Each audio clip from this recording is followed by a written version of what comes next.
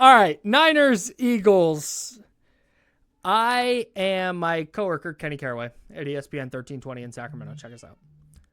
10 a.m. to 4 p.m. every single day. He has gone from a 2 on the confidence scale to what our fellow coworker Damien called an aggressive 6, which is an insane thing to say about somebody. But I usually, throughout a week, I'll go into a week and not feel great about the Niners, but then you start looking at numbers and you start watching stuff and you start like, all right, I kind of talk myself into it where maybe it's more of a coin flip. I haven't been able to get there. I can't get to the point that I'm like, yeah, coin flip game. I'm this to me is like a 65-35 lean for Philly. Do you feel any differently? So I don't feel strongly either way. The one thing I feel strongly about is that if the 49ers lose, I don't think it's going to look exactly like the Seahawks game. I agree. Like, if they lose, I think they lose like a high-scoring game and they just don't have the horses. Like, I'm not expecting the 49ers offense to struggle as much as it did against the Seahawks, even though on paper you could make a pretty compelling case comparing the Seahawks defense to the Eagles defense. I think for me, what happens in the NFL is just so often not what we expect, right? Especially week to week. Like we went into the Seahawks game coming off the Niners scoring 80 plus points the previous 2 games and then being like, well, the Niners are probably going to be able to score, but and then they only put up 3 points. Right. And so I do think, and I'm not using this as an excuse, but I don't expect the 49ers to miss 18 tackles because I do think a significant part of that, and they missed 18 tackles against the Seahawks. I think a significant part of that was being on a short week 2 weeks in a row. And I know that sounds like an excuse, but you have a long week now, right? So you should be better from that standpoint. I think the offense will be better. I think you can run on Philly's defense a little bit better than you can Seattle's. And if the 49ers can run the ball effectively, then the game can look a lot different. Like, sure, totally. Put it this way. That Thursday night game against the Rams, there was no case to be made on paper without George Kittle, without Ricky Pearsall, with Mac Jones playing. It was like, man, the Niners are going to get housed. There's no way they win that game. Totally. And then Thursday comes, the Niners get up 14-0, and they pull it out. And the Rams did a lot to help the 49ers in that game for sure. But anything can happen, really. So, like, am I expecting the 49ers to win? No. Would I pick the 49ers to win? Probably not. Don't spoil the end of this pod. But, like, I don't trust the Eagles to play a good game necessarily. Sure. I don't think the Eagles, I know they just won the Super Bowl, but I don't consider the Eagles outside of Vic Fangio like a super well-coached team. Like, you read what fans say in Philadelphia, and everybody wants the offensive coordinator fired. There's like a small section of Eagles fans that want the Eagles to lose at some point, so they fire coaches and bring in different players. Like, they don't love that team. And I think playing the Eagles and being an underdog going to Philadelphia is not a terrible spot to be, given sort of what the dynamic is with that team. And that said, if you were to gun to my head, like, what do I think is going to happen? I don't know what Trent Williams' health is going to be, right? Like, if Trent Williams' hamstring gives out, like, he returned to practice, he was in pads, he was doing drills today on Thursday. It looks like he's going to play, but, like, there's a very real chance that he, knock on wood, but if he leaves the game and aggravates the hamstring, and it's really like a month-long injury and he just missed 1 week, like, that's going to be really hard for the 49ers to overcome. And Ricky Pearsall, I went to practice on Wednesday and watched him run. I know it was Wednesday and maybe things change over the next couple of days leading into Sunday. I'm not optimistic based on what Ricky Pearsall looks like that he's going to play on Sunday. And if you don't have that field stretching element, I just don't know if the Niners can beat Philly's corners consistently the way they would need to. So I absolutely think the 49ers can win. I think that going into this game, this kind of feels like in 2021, the Niners going to the Packers, and it was like Packers are the higher seed. Packers have home field. Call, yeah. Niners are banged up. They had to like win every single game down the stretch. They're like worn out, blah, blah, blah. And the Niners go and win that game. So this kind of feels similar to that, in that people aren't necessarily expecting it, when there's a pretty reasonable chance we come out of this Sunday like, oh yeah, the Niners are just dramatically better coached. And even though they didn't have the talent that they didn't have the advantage from a talent perspective, they still went there and won because they know how to win playoff games. And the Eagles have been kind of this weird afflicted team all season that hasn't really had its offensive identity for the second half. And that's been carried by the defense, and the quarterback's been a little bit hit or miss. And I also just don't think Philadelphia is going to repeat as Super Bowl champions. So like, they're going to lose. Sure. They're going to lose at some point along the way, I think. So I don't know. Like, why couldn't it be Sunday? Yeah, that's what I've been trying to kind of get my head around all week, because I don't disagree with anything you just said. It's good podcasting. But I do think you bring up that Rams game on Thursday night in week five. And that was a game that going in, I'm like, they're not going to win. They're not. I told you, I texted you that like they should not play Christian McCaffrey. They should just punt on the game. Yeah. It was that level of they're not winning. And it wasn't even like, well, maybe if they, a couple turnover, because you just couldn't paint the path. Like I can picture a path to the 49ers beating Philadelphia. I don't think they have no chance. Like that's not what I'm saying at all. I'm just trying to find, I guess you said you don't trust Philly to play a good game, and that's where I detour a little bit, because that I don't think the 49ers are going to be able to do the things necessary to put the Eagles into tough spots. When you're down a pass rush, yeah, and you like their situation is just not tenable. When you're out, their pass rush is just not. It's nothing. There's nothing. It's gone. And D. Winters is very likely going to be out. Tatum Bethune's on IR. They're starting Eric Kendricks and Garrett Wallow, who weren't on the team a month ago. Maybe they've been on the team for a month now, but they haven't been on the team for very long. And I just at some point I want to have some optimism going in, and the optimism is, well, maybe the Eagles will just kind of suck. Maybe the Eagles will play a bad game, and that's just not an optimistic. Like that's not being optimistic. It's not.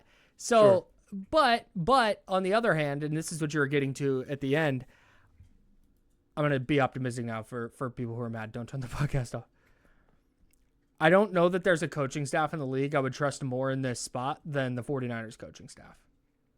Right. Because I'm with you, man. They're not going to score 3 points again. Philly's defense is very good, and I think they're going to give them some problems without question. But I don't think they're going to score 3 points again. Like, I don't think it's going to be that. I don't think that Philly's going to score every time they have the ball, kind of thing, or get in the red zone every time they have the ball. Like, it's not so. Again, if you came from the future and said, man, Robert Saleh just pieced together a really good game and confused Jalen Hurts a couple of times and forced him into a couple of bad plays, and Kyle Shanahan figured it out with Christian McCaffrey and George Kittle, and Juwan Jennings had a big game, and Kendrick Bourne showed up. Like, yeah, sure. Like, yeah. I would buy it in a way that I wouldn't if this was like. Even I think like the Steelers have a very good coaching staff. But I still wouldn't like. Nah, they're not. Yeah. And I think stuff like that matters. Let me ask. Yeah. Can I ask you a question real quick?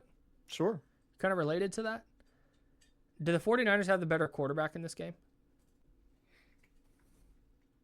Whoa, that's a loaded ass question. Right. I want to say yes, but then I've watched Jalen Hurts be the best player on the field in 2 Super Bowls, and it's really tough. Yeah, it's very much like what's your preference when it comes to style of quarterback? Yeah. If Sure. you were to have Jalen Hurts try to run Kyle Shanahan's offense, I think it would go terribly. Yeah, I agree. Right? Or at least Mm-hmm. play the same type of quarterback that Brock Purdy plays. Like where Mm-hmm. Brock Purdy is a good quarterback, which is why I think people struggle with understanding how good or bad he is what he does well is cerebral. Like what he does the best is like cerebral. Like between the years and the way he processes and the way he reads defenses and picks his targets, that's like his elite skill, and it doesn't really jump off the TV because that stuff's just kind of hard to understand when you are watching TV. And this isn't like I'm a film guy.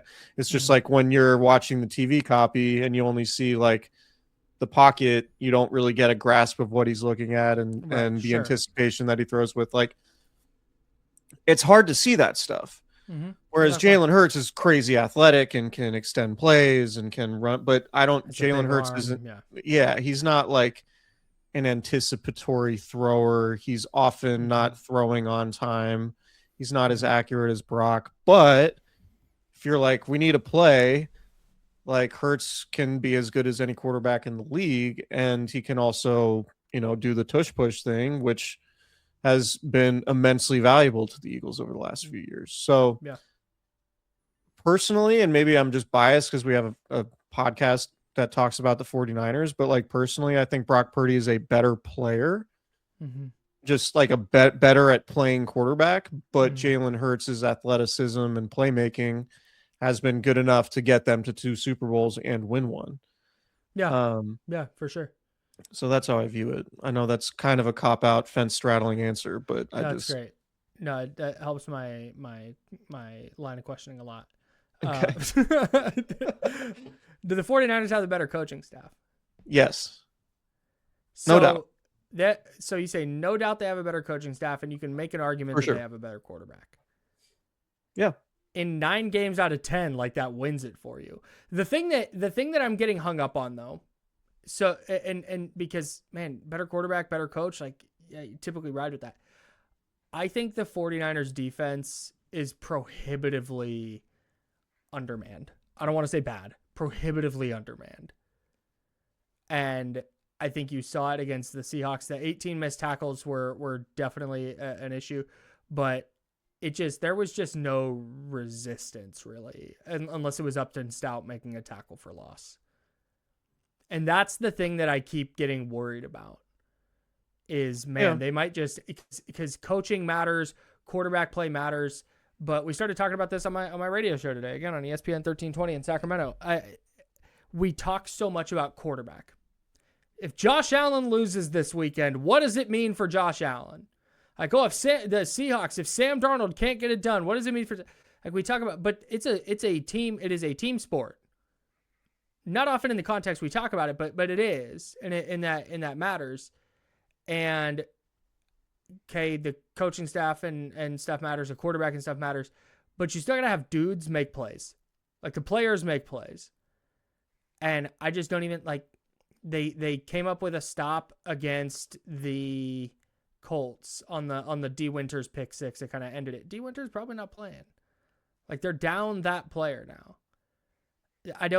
So that's where, like, man, is it Jair Brown making a play? Is it Diamador Lenore going to make a play? Like, and also, go ahead.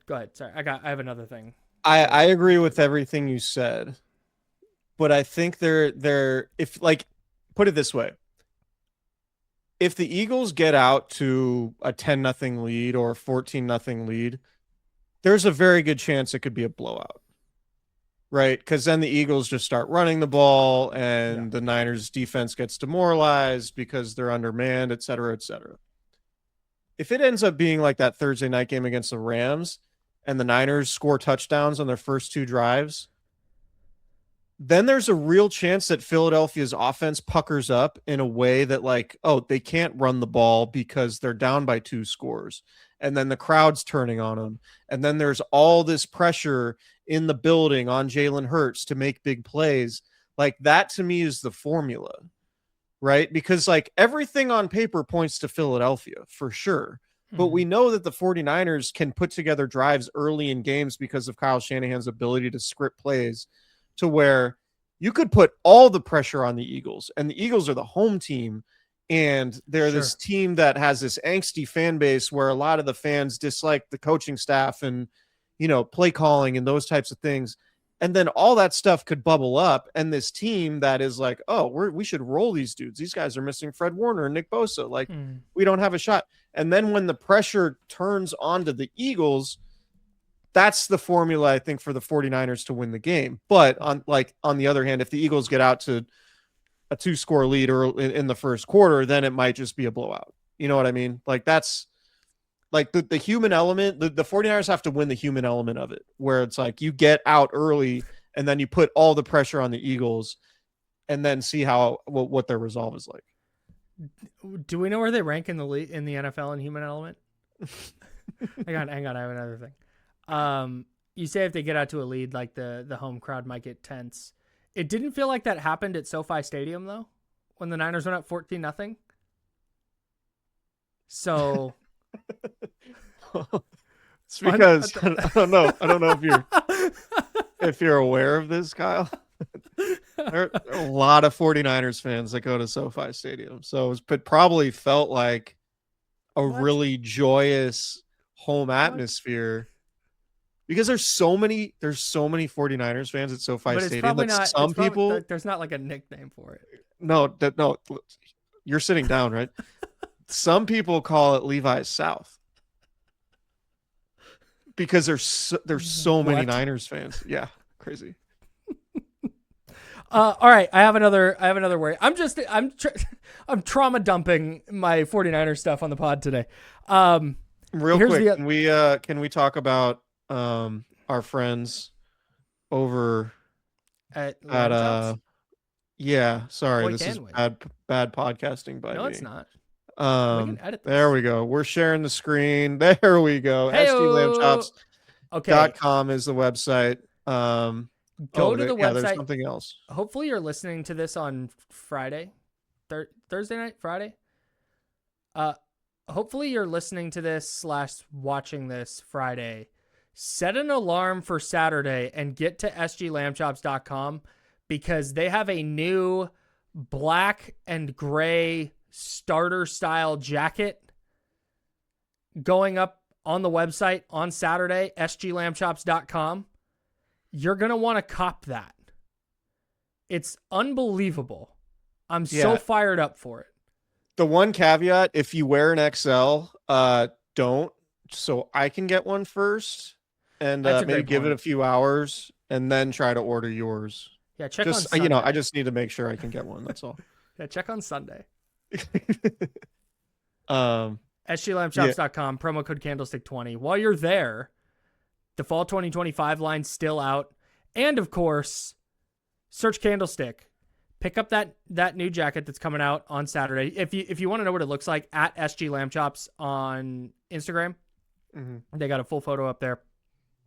And then while you're at sglambchops.com on Saturday, but a little later after Chris has ordered his, search Candlestick and pick up a Candlestick Chronicles hoodie and a Candlestick Chronicles t-shirt, official merch for the pod from our friends at Lamb Chops. Use promo code Candlestick20 when you check out for 20% off of your order. sglambchops.com. Lamb Chops, join the herd.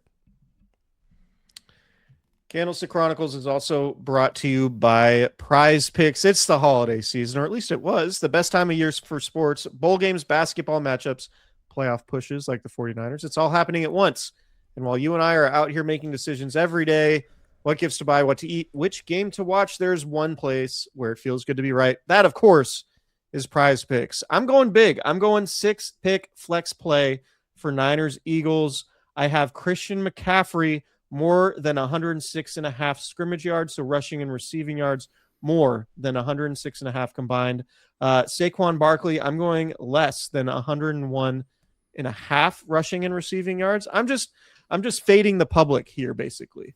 Nice. Brock Purdy, I'm going more than 225.5 passing yards. Jalen Hurts, more than 208.5 passing yards. I just think the Eagles are going to be able to move the ball up and down the field. Will they score points? That's TBD. Brock Purdy, I'm going more than half of a rushing or receiving touchdown. I want it to be noted that is a receiving touchdown also plays here, because there's a good chance Kyle Shanahan is going to be in his bag and maybe try something interesting. Maybe Kyle Shanahan runs a Philly special in Philly. How crazy would that be? I'm not ruling it out.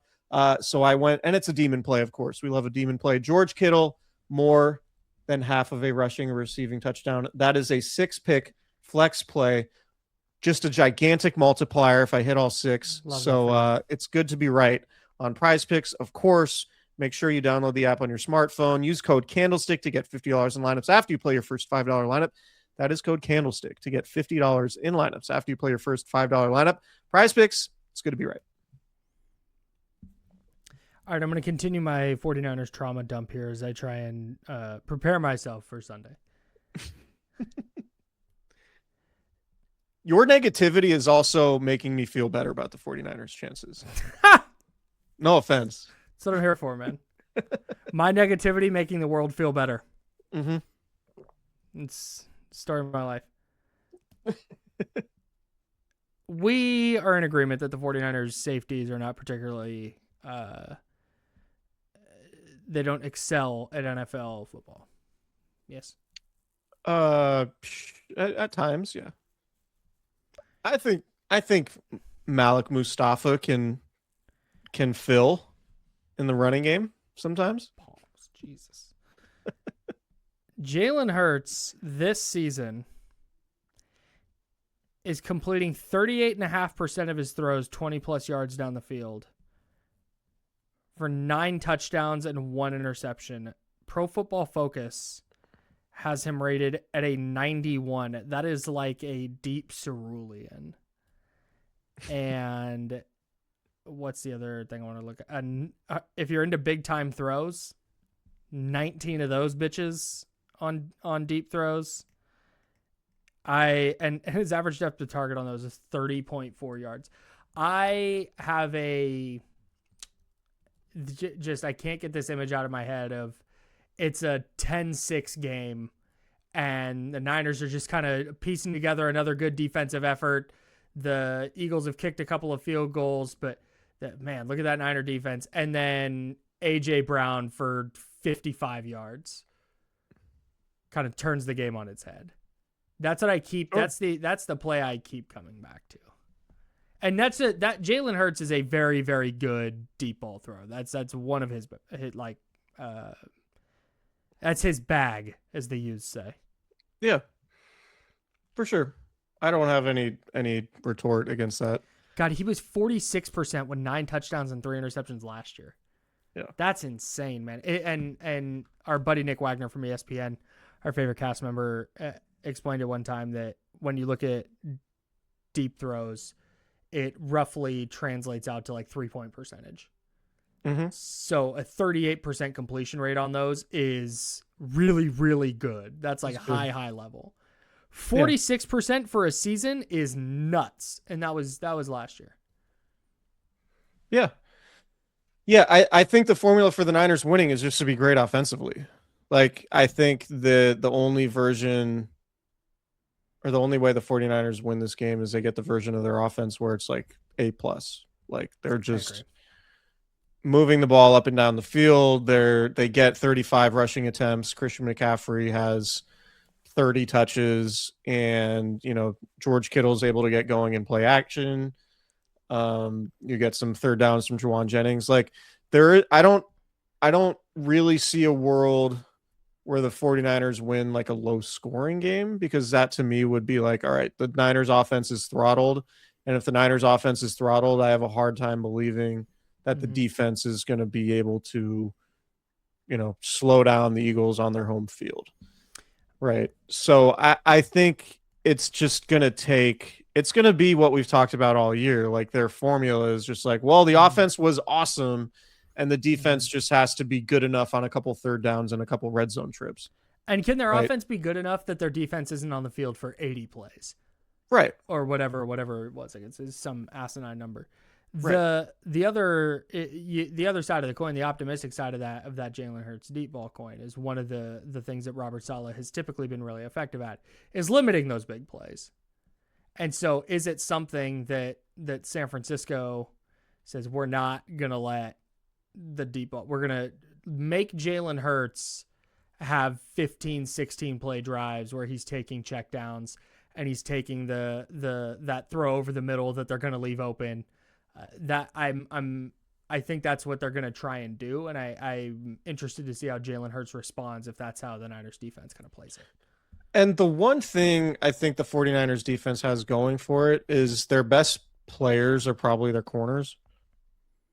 Like, I have more faith in Diamondor Lenore and Renardo Green and even Upton Stout than like their defensive line or their linebackers or their safeties. Yeah. So you can say, oh, the Eagles have great receivers, but like if there is a strength to the Niners defense, it's probably their cornerbacks specifically. Maybe not their secondary as a whole, because you don't love the safety situation, but I would say their three corners are probably three of their best players on defense. Okay. I don't hate that. I mean, Lenore's their best defensive player at this point, right? Yeah, I was trying to come up with, man. It's certainly not either of the safeties. It's not any of the linebackers at this point. Man, guess it depends on how you feel about Alfred Collins. Right. Even like Kalia Davis and Jordan Elliott are going to start. So like you feel is like the Niners have a great rotational defensive tackle. You know what I mean? Yeah.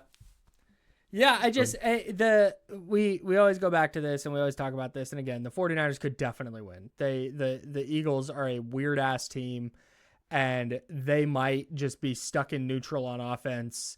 And it doesn't matter that the 49ers are so shorthanded defensively and the 49ers win 27-13. Like that is, that to me is definitely on the table. I don't want it to be like I'm ruling that out, but we talked about this, I think on the Seahawks postgame pod, but we always joke about three keys and how it's always turnovers, red zone, trenches. Like that's what, whenever it's keys to the game, it's the same, like 6 things, just in different words. I have notes. Oh, do you? Let's go. Yeah, no, continue. Okay, perfect. So when you look at a matchup and to me, the 49ers are just so overmatched in the trenches on both sides. That's where it's like, man, that's the number one thing that sticks in my head. It's just really hard to win a football game if you're going to get beat on in the trenches on both sides. Yeah, if Lane Johnson plays and plays well, then that's going to make things significantly more difficult for the Niners. If Trent Williams doesn't play, same thing. That makes it significantly more difficult for the 49ers. I wrote this down because I went on television today and want to have some numbers ready. So you talked about the keys, right? Love keys.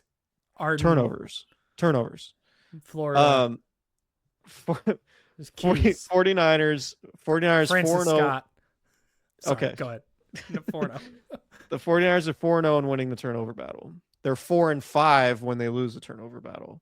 Okay. And they're 3-1 when they have as many turnovers as their opponent. So you're saying key number 1 is turnovers. So 7-1 when they win or tie the turnover battle. Wow. The Eagles, 8-1 when they win the turnover battle, 3-2 when they tie the turnover battle, and 0-3 when they lose the turnover battle. I'm going to go out on a limb and say there's an unbelievable chance that the team that wins the turnover battle wins this game. And you're welcome. You're welcome. Subscribe, rate, and review. Hey, wrote that down. There's nothing funnier than the color analyst on any broadcast. Mm-hmm. And when the offense is taking the field for the first time and they do that on-field camera shot where they're following the quarterback as he jogs onto the field, and the color analyst just so earnestly, so seriously goes, and whichever team takes care of the football better today is going to come out on top. Yeah. Yep. It's really great. Taking care of the football is going to be paramount today. Oh, just today. Got it. Mm-hmm. I need a color analyst when what team's going to be good next year? Probably New England. When New England plays the Cleveland, is be like, hey, you know what? Turnover is not going to matter. New England could turn it over 3 times. Yeah. There's another stat. I find the Vic Fangio Kyle Shanahan matchup really interesting. This is great. Yeah. Just because Fangio owns him the way Jim Schwartz does, right? Right. So there was a stat going around. Kyle Shanahan's 1-3 against Vic Fangio, and the Niners have only scored they haven't scored more than 19 points in any of those games. So I went through and found those games. Are you ready? The first one, 2011, Kyle Shanahan was the offensive coordinator for his father, Mike's Washington Redacteds. Currently the Commanders. The 2011 49ers, you remember very well, had an elite defense with a lot of talented players. Vic Fangio was coaching that outfit. John Beck was the quarterback for Washington. The 49ers won that game 19-11. So score one for Vic Fangio there. John Beck and that Washington team that I believe went 3-13 did not beat the 49ers. So clearly Kyle Shanahan, no chance he could ever beat Vic Fangio. 2 years later, Robert Griffin III was Washington's quarterback. The Niners won that game 27-6. And that, I believe, was RG3's second season, which we remember as a colossal failure. Mm-hmm. So score another one for Fangio and the 49ers, NFC championship level team that throttled a really bad Washington squad. Okay. 2017, fast forward a little bit. Vic Fangio was the head coach of the Chicago Bears. Jimmy Garoppolo he was the defensive coordinator. The defensive coordinator for the Chicago Bears. Jimmy Garoppolo had been the 49ers starting quarterback this was his first game. The 49ers won 15-14 on a bunch of slants. Jimmy Garoppolo threw to Trent Taylor. I believe it was either late November or early December game. But the Niners did win that one. So score one for Shanahan over Fangio. And then in 2018, Vic Fangio got his sweet revenge against the 49ers. It was late in the season. Jimmy Garoppolo had been recovering from his ACL tear. Nick Mullins was the 49ers starting quarterback. The Bears triumph 14-9. 9. Yep. I thought it was 13-9, but yeah. So point being, I don't find that any of these games tell anything about what to expect Sunday between Kyle Shanahan and Vic Fangio, because you had John Beck going against the 49ers and Jim Harbaugh's crazy defense. You had RG3 dealing with all his knee injuries going against that 49ers crazy defense. You had Jimmy Garoppolo going against the Chicago Bears in 2017. And then you had Vic Fangio stifling the Nick Mullins-led 49ers in 2018. So I'm not totally giving much credence to that 1-3 record that Kyle Shanahan has going head up against defensive coordinator Vic Fangio. Have you considered that Nick Mullins has thrown for the third most passing yards all time through a player's first 16 game? Just saying. 2017 game this is a fun thing. Marquise Goodwin and Trent Taylor combined for 191 yards on 14 catches on 14 targets. Garrett Selleck caught 2 of 4 targets for 30 yards. George Kittle, a rookie, 2 catches for 20 yards on 3 targets. Lewis Murphy, 6 targets, 1 catch. Lewis Murphy. Lewis Murphy is the trivia answer to the question of who caught Jimmy Garoppolo's first touchdown. Yes. With the 49ers. Yes, against Seattle. But on a serious... Go ahead. Well, real quick, 2 things. One, Cassius Marsh had a sack in that game. And Mitchell Trubisky went 12 of 15 for 102 yards and a touchdown. I follow the NFL very closely, and I have for a long time. And I believe 2017 was the first year I wrote for you at Niners Wire. Mm-hmm. Because I moved home in 16. Sounds right. No, I'm sorry. I was doing Titans at this point. I was doing Titans. Oh, did you? Yeah, sure. In April of 17 is when I started. Doesn't matter. I follow the NFL really closely. I recognize one name from the the Bears offense that day. Mitch Trubisky? Well, I'm sorry, 2 names if we include Mitch Trubisky. Okay. Jordan Howard, not a player I recall being an NFL player. Tariq Cohen, I remember Tariq Cohen. Mm-hmm. Kendall Wright, no. I think he actually played for the Titans. Did Kendall Wright play for the Titans? Boy, did he. Yeah, all right, he did. Kendall Wright, Titans legend. Where do you go to? Baylor? Yeah, I think that's Baylor. Look at us. Okay, fine. Yeah. 3 players. All that NFL draft work we used to do paying off. Dontrell Inman. Daniel Brown. He used to write for the Merc. Now he's at the Athletic. He also is writing Angels and Demons. Yeah, that's right. Yeah. Deion Sims and something named Josh Bellamy. Wasn't Josh Bellamy the one who got into it with Richard Sherman in the 2018 Niners-Bears game? I'm not sure, but according to Pro Football Reference, his nickname is Bezo, so I'm going to go with yeah. Sure. Okay, on a serious note, I do think Vic Fangio is one of the best defensive coordinators in football.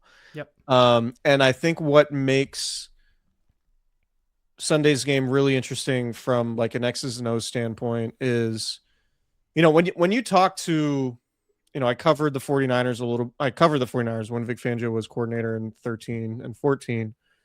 And talking to players, they were always so impressed with Vic Fangio's recall and his ability to know what offenses' tendencies are. Like, all right, this receiver's lined up over here. It's this down and distance. He's probably doing this and integrating that into his players, right? Like he was just very detail oriented and very in tune with offensive tendencies. Like he's like a computer that way.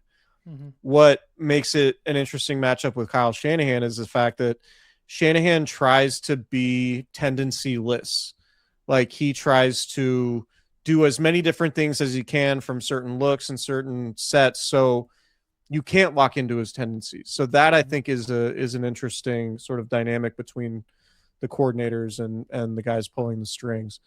The other thing that I think is going to make Brock Purdy's day very difficult potentially is that Fangio does a really good job of disguising coverages and changing coverages post snap to where like they're doing a completely different coverage after you snap the ball than they're telling you that they're doing as you're reading the field before they snap the ball. So I'm curious to see how that plays out because that's going to be really sort of the schematic challenge between Niners and Eagles. And I think Shanahan knows Vic Fangio well enough to at least have an idea of like, all right, I can dictate this, and this. But anyway, I just wanted to mention that aspect of it because I think that stuff is going to be really fun if you're into that football nerderdom. Totally. Yeah. Big time. Do you have a prediction? I know you're going to take the Niners to lose, and I don't feel great about this, so I'm just going to pander to the audience, and I'm going to pick a Niners upset. I'm going to pick a Niners upset. I think it's going to be like, man, Kyle Shanahan, Robert Saleh coach their asses off. Wow, Saleh, that blitz call on that key third down in the fourth quarter, force a fumble to seal it. Upton Stout makes a play and whatever. Like, I do believe in the element of like everyone's picking the Eagles that the Eagles could just come out and lay an egg because they just look at this Niners team that's so banged up and that played so bad against the Seahawks that they overlook them a little bit. The fans can turn on them midway through. The pressure ramps up. It's like everything that we've heard about Nick Sirianni being kind of a fraud ends up, bubbling to the surface, and the 49ers and their elite coaching staff and all of that stuff shines through. So logic and what's on paper would screams to me that the Eagles should roll. But if you believe in just like fading the public and fading sentiment, then the 49ers are probably a pretty live dog here. And that's just kind of how I view it. While I acknowledge that I am pandering as fuck to our audience. 27-18 Eagles. Okay. Oh, I didn't have a score. I'll go 26-22 Niners. All right. No, I don't like I said, I'm not going to, unless somebody goes, the Niners are going to win 35-0. That's insane. But anybody picking a Niners win is not crazy to me. I just haven't been able to get myself there. So the good news is, everybody, what I think doesn't fucking matter. I still recommend they play the games just in case. No, for sure. That's a great point. Yeah. They definitely should play the games. But yeah, I don't know. I think like, what's wow, fun Kyle about said what? Well, sorry, Niners. I think what's fun about the NFL is everything you believe going into a game can be completely turned on its head, like very quickly. Mm-hmm. And what you expect on paper can be the exact opposite of what happens. So, I know I've mentioned this before, so I don't want to spend a ton of time on it. But Matt Barrows and Nick Wagner both pointed out on Twitter, allegedly X, today, that Fred Warner was doing sprints on a side field during practice. And I keep going back to, is that an emotional fulcrum for them? Where, hey, you win this week, Fred's practice window opens up. Like, that's... If you're looking for reasons for optimism, that's something I keep going back to. And we'll talk about it more on Sunday if the 49ers win. I don't want to